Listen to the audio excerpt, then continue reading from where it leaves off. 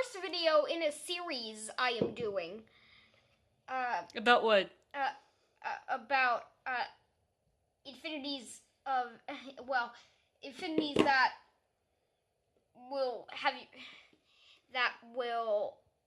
drive you mad. So those will be a couple of mad driving videos. Well, we'll only go mad in the second one, I'm afraid. Oh, okay, so we still have one to go until we go completely boggers. Okay. Alright, so some infinities, not 8. Some infinite. This is not a great marker. Some infinities are bigger than others.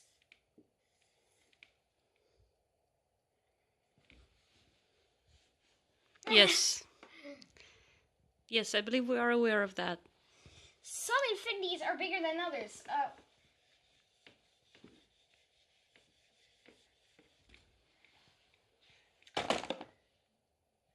Alright, so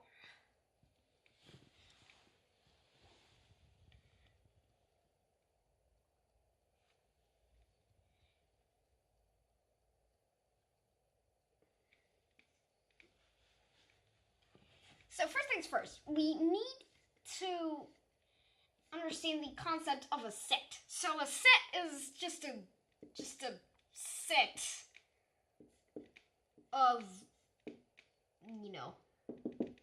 things. Set of blah blah blah. All right, just set of. Yeah.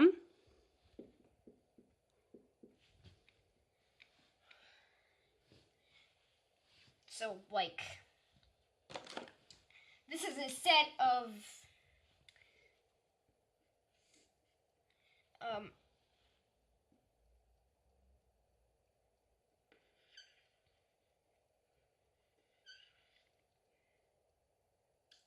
4 apples.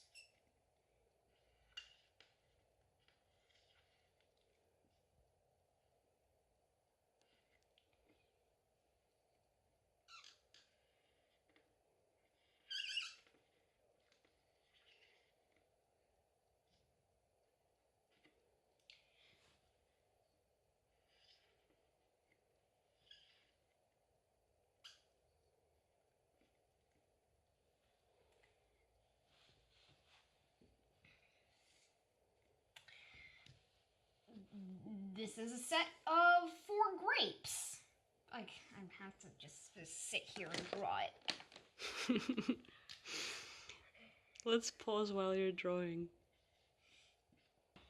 I know these grapes don't look like grapes. They look like upside down lollipops, but Yeah. Go ahead. Alright, so now,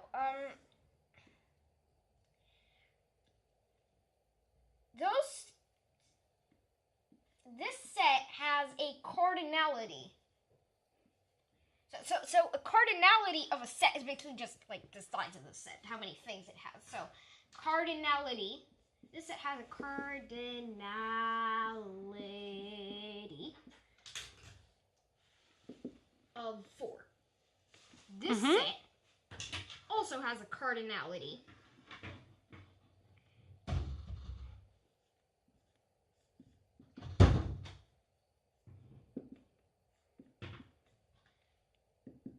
also of 4. Yeah, they have the same cardinality. They have the same cardinality, which basically just means same size.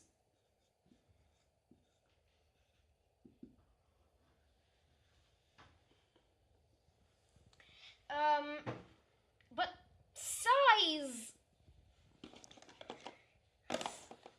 Now, this definition works for finite sets. So finite sets. And now you mean sets of numbers or anything? It can be anything, trust me, but we'll restrict it to numbers in a second. Finite sets, this is actually just, this definition is rigorous, and it works. But for infinite sets,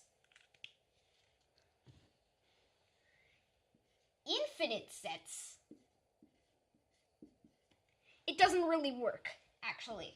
Because you can't really count how many objects are in them, and yeah, you can't really count how, well, unless you have some crazy super... Well, unless you say all of the objects, and somehow, like, create a symbol for all of the objects. That's right, but in mathematics this wouldn't be quite rigorous, and we wouldn't be able to check if two infinite sets have the same cardinality. So, this definition of cardinality, I mean, it works. You could add, there are even like strange ways to count them, which one of them, called the super task, we'll explore in the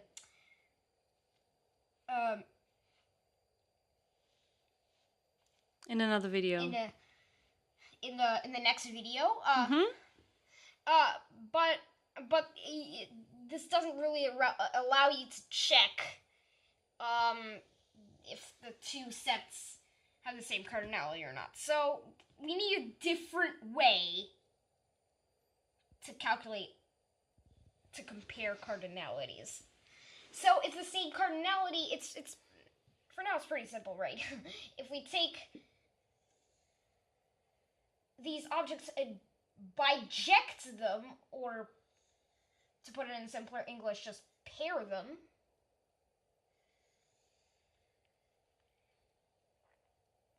In mathematics talk, we say bijection, but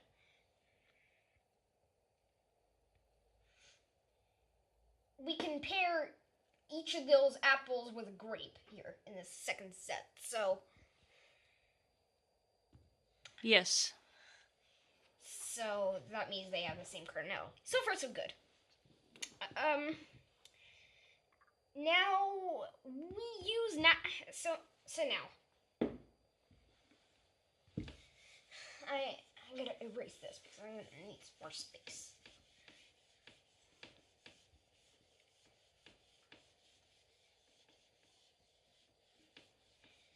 And now we're gonna be talking about the infinite sets. So right? So, for example, what's the cardinality of cardinalities? So cardinality. So cardinalities, or cardinals, as we like to call them, apparently, are natural numbers.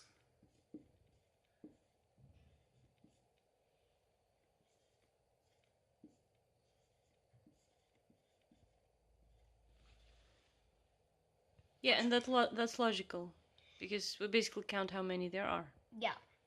Now, if we have the natural numbers that the natural numbers are 1, just 1, 2, 3, 4, 5, 6, and so on. Now, actually, sometimes you include 0. Generally, in this topic, it makes sense to include 0 because, well, it's easy to create a set of no things, right?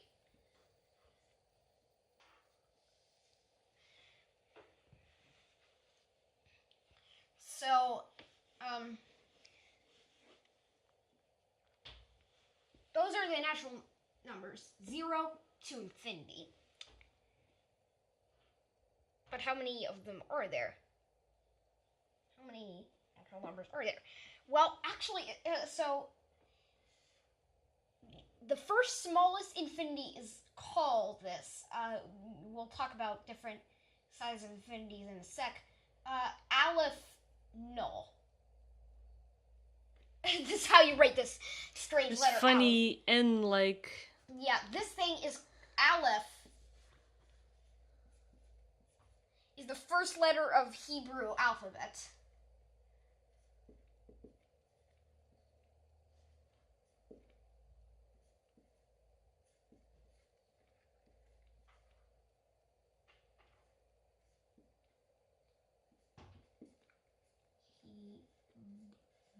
Hebrew alphabet. I don't think you spell Hebrew right. Hebrew, oh yeah. Alphabet. That's Aleph. And Aleph Null is the first infinity, right? The very first infinity. And this is like how many there are in an infinite set? Is that the right definition? This is what Aleph Null is? Kind of. Well, for the natural numbers, yes. For that infinite set, there are Aleph Null of them. What about real numbers? Well, actually, first, let's try to have integers. Let's try to do the integers. So now we'll have all the integers. It doesn't really make sense to have a negative number. By the way, it's a little confusing. I always thought whole numbers also include negatives. But that's what I thought. Yeah, but actually whole numbers are just 0 through infinity. So they according to some definitions. Whereas natural numbers are from 1 to infinity. So you would say whole numbers would be better, but anyway. Now, if we include integers,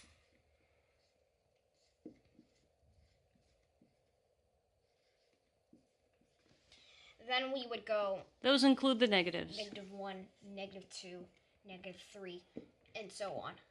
But what's whole numbers then? Isn't that the same? It's the same as natural numbers, I think. I think it's the same as integers. Yeah, according to size comparisons of number systems, their natural numbers are 1 through infinity and whole numbers are 0 through infinity. Although usually natural numbers include 0, so okay, but this is also like an infinite set that has no beginning and no end. No end. But you could have now another way to write these out. Is this the same size as naturals? You might think no, you might think it's like 2 Aleph Null, but that's actually not right. It's actually still only Aleph Null. Yeah, because no matter how much you add to it, you'll still have like everything. If you add 1 to everything, it's still everything. Kind of. But if we take Aleph Null, then they're Aleph Null integers. All right, so we got 0. Another way to write out the integers, we can simply rearrange them, and now we'll start with the natural numbers. 0, 1, 2, 3, 4, 5, 6, 7, 8, 9, 10, 11, 12, and so on. But now, another way to write out the integers is 0, then 1, -1, 2, -2, 3, -3, 4, -4, 5, -5, 6, -6. Yeah. And so on. Now, this is another way to write out the integers. And now, we can simply pair them up, right? Yeah. And why are you pairing 3 to 2 and 4 to -2? Is there any reason? Is there any reason? That's just because of the way I'm listing out the integers. There is really no reason why I have to pick this order, but just go with me here.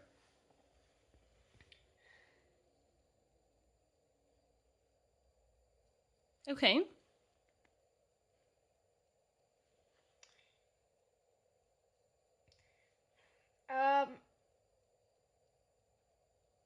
Now, rational numbers.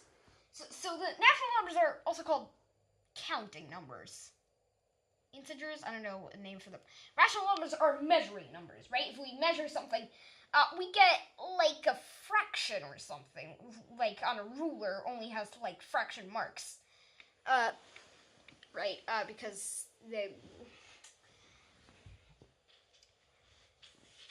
so rational numbers are measuring numbers. So we get like, now you might think there is really no way to write out all the rational numbers, but there is. Let's see how.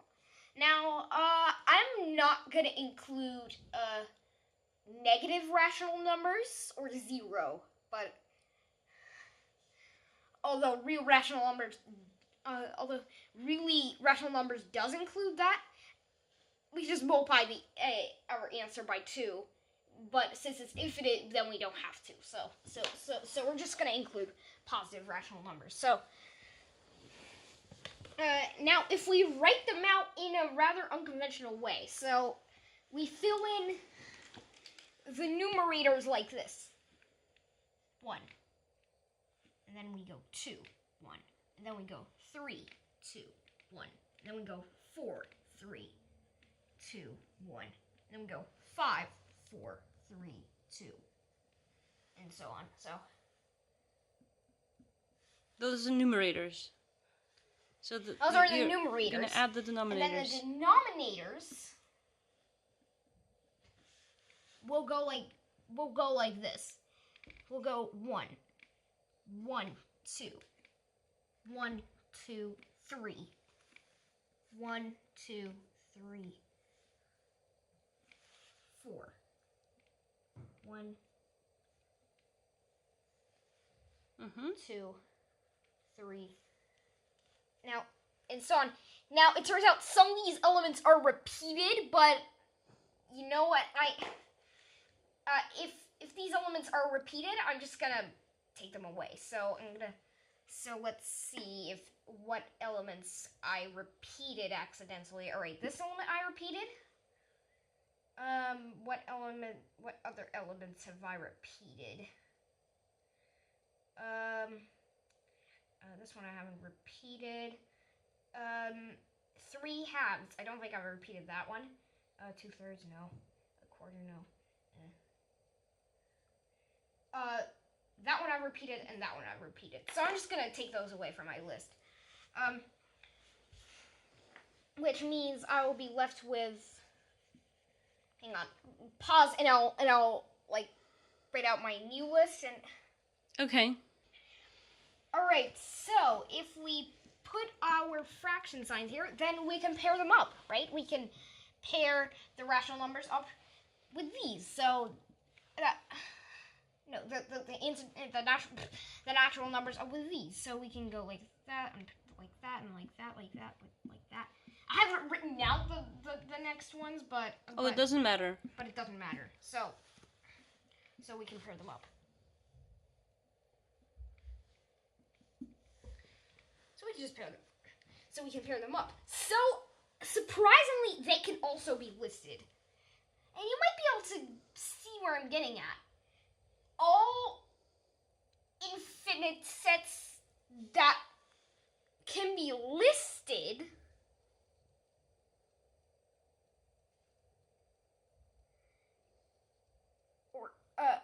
so listably infinite sets, or countably infinite sets, or enumerably infinite sets, I also called them. They can have the same cardinality? They have the same cardinality. They are all the same size. They're all Aleph Null sized. Oh, look, I learned something. But now, what about real numbers? Or actually, we can even show that all the algebraic... What are algebraic numbers? Algebraic numbers are solutions to a polynomial equation. Okay. It's getting more complicated. But even those are actually the same size as the natural numbers. The estimating numbers, they're also called estimating numbers. But what do they look like? Things Anything. like square root of 2 or square root of 3 or 1 plus square root of 5 over 2, which is actually the golden ratio. So square root 2, square root 3, golden ratio, these sorts of things. Like, they... even like the cube root of 2. Because I remember you once even proved that phi was an algebraic number, right? Yeah, although they could be irrational. Yeah, like phi is very irrational, right? The most irrational. And still, if they're algebraic... Yeah, but virtually every number is actually transcendental. Pi, or e, or actually, I don't know, maybe if you've already gone into transcendental numbers a bit, you can, you've, I think, learned about Liouville's number, L. Well, I haven't. That's also transcendental. This is the first ever number proved to be transcendental. But are you saying there are more transcendental numbers than algebraic? Well, kind of, but they just cannot be, they're just not algebraic. They just cannot be written as they just cannot be written as a solution to, written as a polynomial equation, or rather, written as a solution to a polynomial equation. So what you're saying... Algebraic numbers are enumerable. What begs the question, are the reals enumerable? Well, we've already gone over so many types of numbers. Surely the reals are enumerable. But it turns out that they aren't.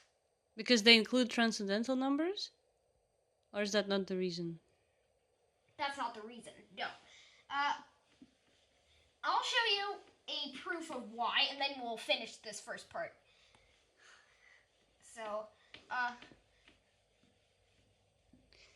So you're going to show proof of why real numbers are not enumerable. In other words, that they don't have the same cardinality as the other infinite sets that you've just shown us, right?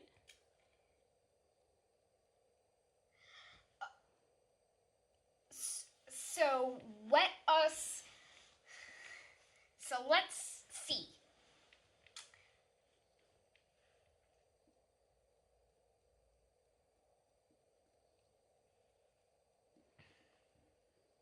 So we go and do this. So we take the real numbers. There are a lot of real numbers, so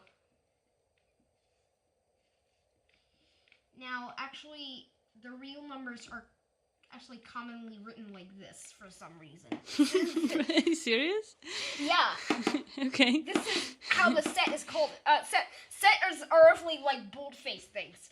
Okay. These like really bold-faced, not just bold-faced, really bold-faced. It's very pretty the way you drew it. Okay.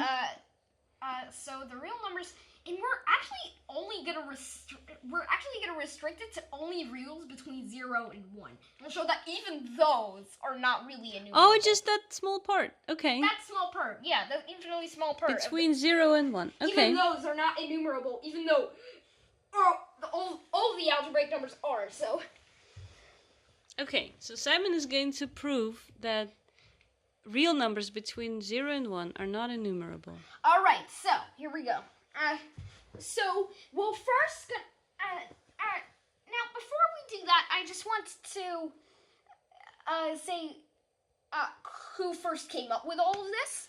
So, it's actually someone called, Cantor. Cantor was a set theorist, or actually, he was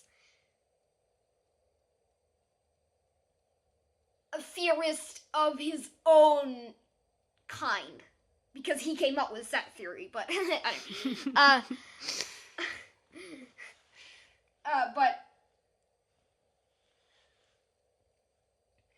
so he was a set theorist, and so he came up with all this. So he worked with infinities a lot. He proved that the integers are enumerable, the rational numbers are enumerable, even the algebraic numbers are the same size as the naturals. And also in the same paper he proved that the reals are not. Okay, so he already proved this. So So because he is a mathematician, he started the proof that they are enumerable. So with the assumption that they are. Aha, proved by contradiction. Now Right? he written them out in a grid, like a list of numbers, and so like this. So let's just. He wrote them out as a grid. Okay. So we just like let's put some decimals on this. I don't know.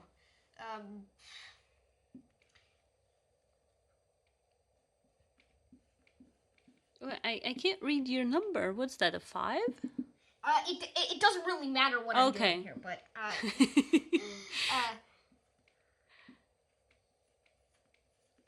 so you're basically just writing some digits, like point that, some. I don't know. I'm just writing some decimals, some kind of like fractions or some decimals, or other like significant numbers because I like to be systematic, but it really doesn't matter if it's even systematic. But all right, I don't know, 0.31.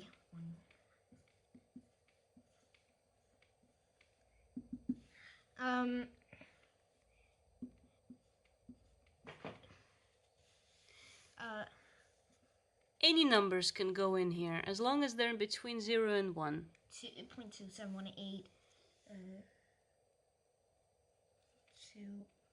2818, and so on. 0.1666666 ...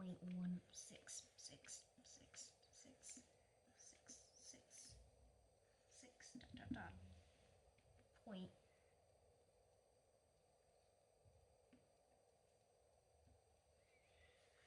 I don't know. 0.125000, and so on. All right, so we've written the numbers out in a grid. Yes. What's gonna happen now? All right, so what's gonna happen now? We're gonna write the numbers out use these numbers to create a new one that is actually not on the list. Ah, okay. So, but you must make sure that it's really not on the list. So, and this is how we're going to do it. We'll go down and to the right on our list. We'll use the first digit of the first number, the second digit of the second number, the third digit of the third number. And this is a proof that fourth number. Cantor came up with? Yes.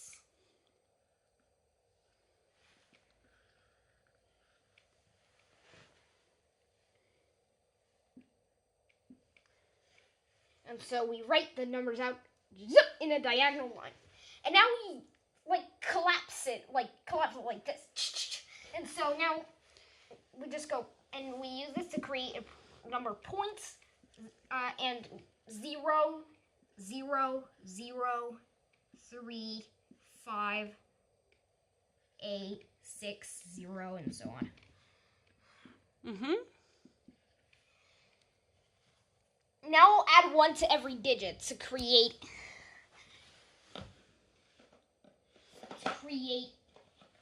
another number. Here you've got your markers. So we're going to create another number by adding 1 to every digit.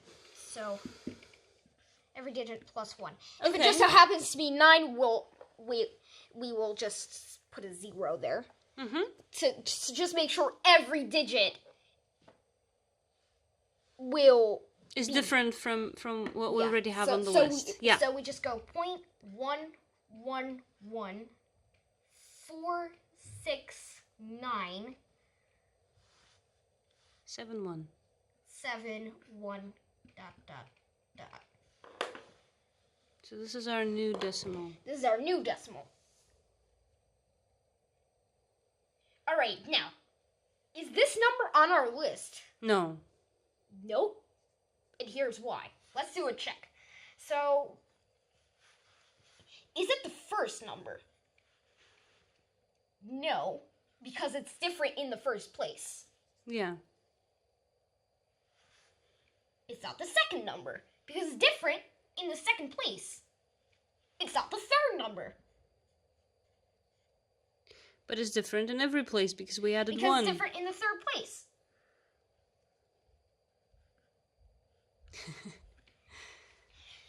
And so on, right? Yeah.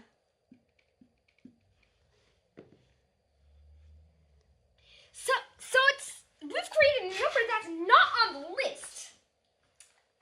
All right, great. So let's add it on. So we go 0.1117. No, 1114697 and so on. Now is the list complete? No, because we can still add another one that's not on the list. We can still add another one that's not on the list. We can use the same argument again to create another number that's not on the list. And again, and again, and again. So the list is never going to be complete. Assuming that these also go on. So we cannot forever. list the reals. We cannot really, we literally can't. So what is this? Well, we don't really know what infinity this is. I believe that it's Aleph 1. Some people believe that it's another infinity. It's because I believe in the Continuum Hypothesis. What's the Continuum Hypothesis?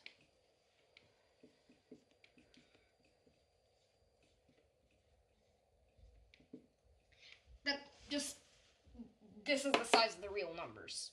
Or there are no infinities between the natural numbers and the real numbers. That's the Continuum Hypothesis. Yeah, so those, some people believe it's Aleph 2 or Aleph 3 or something, but... Oh, and continuum is like this continues to this. It turns out that you can choose your own answer as to what infinity it is, but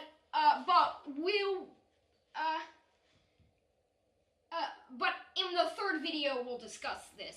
So what's the second video going to be about?